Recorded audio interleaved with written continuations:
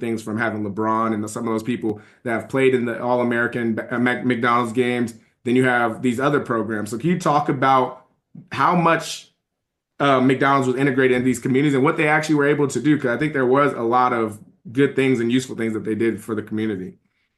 Well, one of the things I like to talk about is that like fast food isn't just about the food, it's about the cultural climate and context that it creates.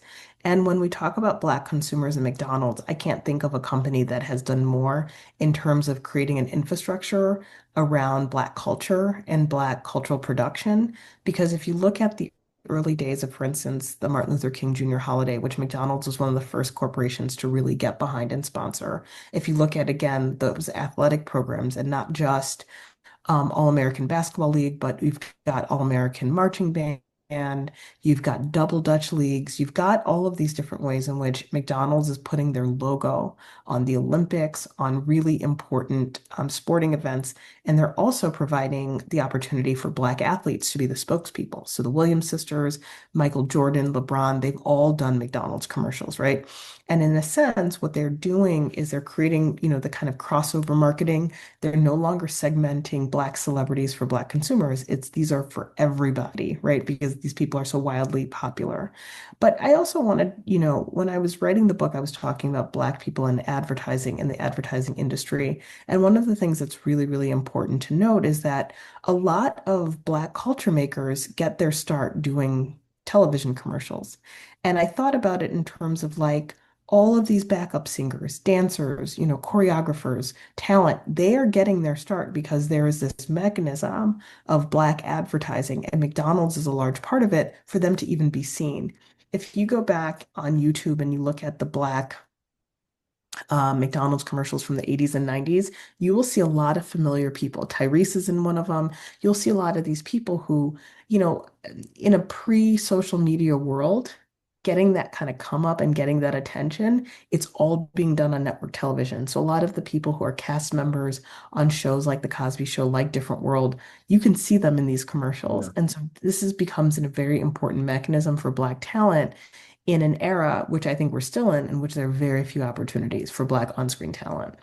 Yeah, what was your experience like writing this book? Because at least for me, I remember going through, like when I first read it, and yeah, obviously we talked about the sit-ins. I'm sitting like, all right, I might, McDonald's is bad. I didn't know if I ever eat McDonald's again. Then you go into the next part where you're like, okay, McDonald's, kind of what you're saying, they're going over, like they're working incredibly hard, more than I've probably seen maybe any, like mostly any company for Black community, trying to work with Black people, they worked with obviously trying to do things with SNCC and NAACP, and they're working with all these people. No matter how much these protests are going on, they're actually trying to make opportunities. So then I'm like, all right, maybe I should support McDonald's. It kind of was like I don't know how to explain it. It's like throughout the book, you get so many of these different moments where you're kind of going these ebb and flows of your connection and affinity to McDonald's. So as you were writing it, I'm kind of curious how you thought about that too. I mean, it is a roller coaster. So McDonald's was a very important part of my childhood, and it was the center of a lot of our social life and a lot of our special occasions. I will never deny that. But I think as I get older, I get more discerning about how I want to invest my time and invest my money. And so it becomes something else, right? Like for me, it's a topic of research now. It's not a place I go all the time. It's a place my kid has been. I can't stop that. But I think what it is it's a mirror of just how complicated our country's history of trying to remedy racial discrimination and inequality is, right? McDonald's tells us a lot about how the private sector and corporations have been called upon and have volunteered themselves to do justice work, and it doesn't yield anything. It doesn't bring us the things that we want.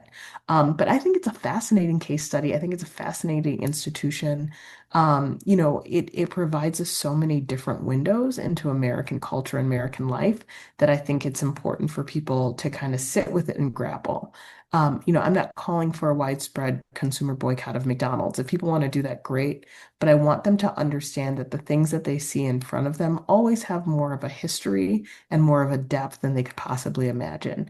And that no relationship to a market product or a company is like natural. There's nothing natural about Black folks eating McDonald's. It is a process that people had to be subject to, that had to be tested and manipulated in order for those connections to be made. Yeah, and then on the point about the advertisement, I don't know if you saw it. It was, I think it just came out yesterday, but Brian Allen, he, I guess kind of during the George Floyd era, had sued McDonald's for their Yep. inability to, I guess basically more or less they had committed to saying they're going to do enough advertising through black people, and they ended up not doing it. And then I guess Mhm. just yesterday it was announced that he had won that lawsuit. I guess even to that point, how do you think these, like when we talk about advertising and kind of like you talked about what's his name, Tom and Burrell, and some Mhm. of these people that have had these moments working with McDonald's, how is that, how have you thought about that relationship when it comes to advertisement and how we advertise to black people as well? Well, I think this is a tough one. The Byron Allen case is an interesting one because he was coming through in a period where it was either print, radio, or TV. That was the only way you got to consumers, and then billboards, right? And so a lot of the Black legacy publications like Essence and Jet, Ebony, they needed those dollars definitely from companies like McDonald's to not just sponsor events, but Black Enterprise, they needed those advertisers, right? And that advertising revenue was key. And this was an age where you had Black advertising firms who, this was the only place where Black people in marketing could get jobs. So you had these really concentrated, segregated areas of professional life that then blew up because the white agencies started to just hire Black people or hire white people to do the ads, right? They Yep. figured we can do these ads too. And then social media blew up. And now it's a tweet about, your new burger might be more effective than Yep. paying millions of dollars to, advertise in magazines that don't even print monthly or weekly anymore.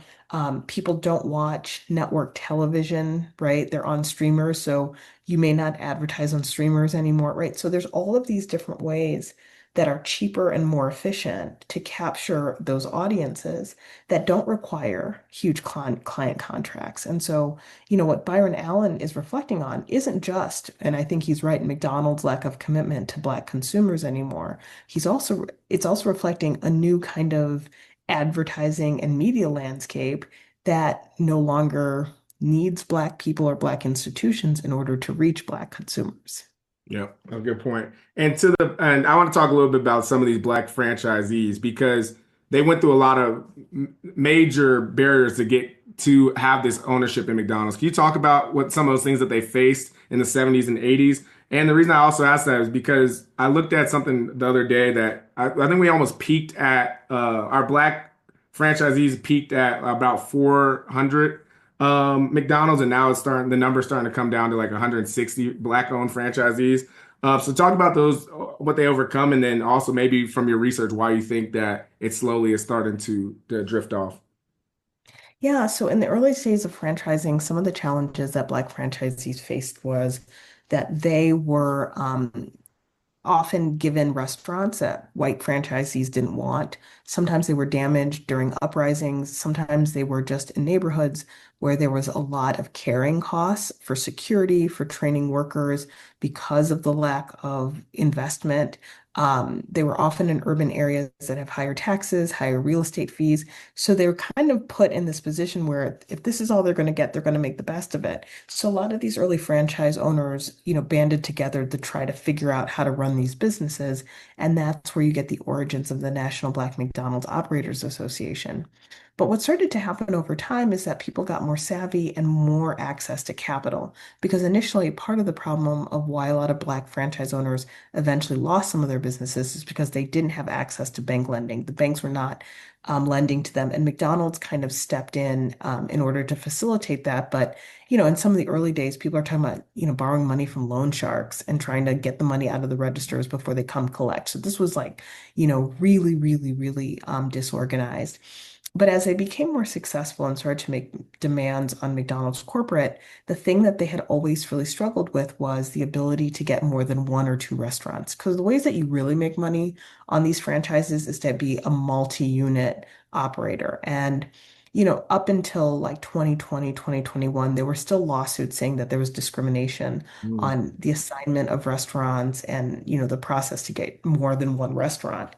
So one of the reasons why in this lawsuit that was filed a few years ago and in some of the chatter among the Black franchise community as to why those numbers are dwindling is because a lot of Black franchise owners were concentrated in cities that have had kind of really unique and distinct hits in the urban environment. So if you think about a city like Detroit or some parts of Chicago where you have a lot of depopulation, Okay. that's where the Black McDonald's is. When you look at places that have been really vulnerable to urban unrest, a lot of them are Black owned spots. And if you look at things like Hurricane Katrina, places like New Orleans, Black cities, right? But during the COVID crisis, a lot of franchise owners, Black franchise owners, were in cities that took lockdown very seriously, like here in Washington, D.C. and in New York, places where people were not out. And so they say that, those challenges, coupled with the fact that when these Black franchise owners filed suit against McDonald's was unwilling to use their internal mechanisms to help out franchise owners. So like you can get some of your fees forgiven, you can get a deal on your real estate terms. There's different ways that McDonald's can work with a franchise owner in order to keep their franchise, Yeah. but they said that some people allege that that didn't happen. And so fewer people are staying in this business because it's becoming kind of impossible. Rising food costs, rising labor costs, all of the things that affect any business affect franchise businesses. And what people need to understand is the franchisee is on the hook to figure those things out, not the corporate parent. Yeah. And then the last thing I will say is I've heard from some people that part of the challenge also for some of the Black franchise owners is that franchises are not assets that you can leave for your family. You can leave your family the money you make from it, but you Right. can't leave them the business, that they have to be approved as franchise owners. And some franchisees are concerned that their kids are not able to inherit these businesses that they built. And part of the kind of promise of this business was that it could create that generational wealth. It can be an institution that gets passed down. And I think a lot of people are realizing that's not going to happen. Wow, that's a good point. And my brain's kind of going two ways because on one hand, you have like kind of what you're talking about. There's this level of gentrification that was happening in these some of these McDonald's places, especially even because even in your book you talk about how a lot of times they were giving black people not the they weren't giving them the lack of better terms, they weren't giving them the Beverly Hills McDonald's. They were giving them the more the inner city kind of McDonald's. But then on the other hand, you also kind of when you talk about corporate, I think about from Ray Kroc where he talks about I think it was quality, service, cleanliness, and value Mhm. or something and how those were his big moments of pushing for things. But as you're saying, when you have these McDonald's that are completely underserved in their own spot, anyways, a lot of those values kind of become pushed onto black franchisees without the backing and the dollars of everything. So like my brain's kind of thinking in these two different ways, but kind of like how do you think about that? And then maybe even just some of the erasing of these crazy stories from all of McDonald's history because you don't hear it as much even from the book. You don't see it from the movie. There's a lot of things that Oh, in the founder, yeah yeah. you I don't see mean, it in the movie. You don't see it in well, you don't, yeah the, the majority of scholarship, representations of McDonald's history, even if the ones that aren't the most flattering towards Ray Kroc, because he was a really complicated person who struggled with addiction. And there's a really good book about him and his wife. His widow was an incredible donor to a lot of liberal causes, despite, his politics. I think it's called Joan and Ray. There's some really interesting books about some of these complexities. In my research, I found one book from the 70s that even talked about some of these racial issues at McDonald's. It is so easy to overlook that. In the same time, when you talk about McDonald's and Black people, most of the research is coming from a public health perspective about people, what they're eating, about the amount of advertisement to children of color in the fast food industry, the health implications for people with type 2 diabetes or heart disease. You see a lot of health stuff, right? Which yeah is important. But I think the context, the historical context that brought McDonald's to Black communities is also really important and is also something that we can't gloss over.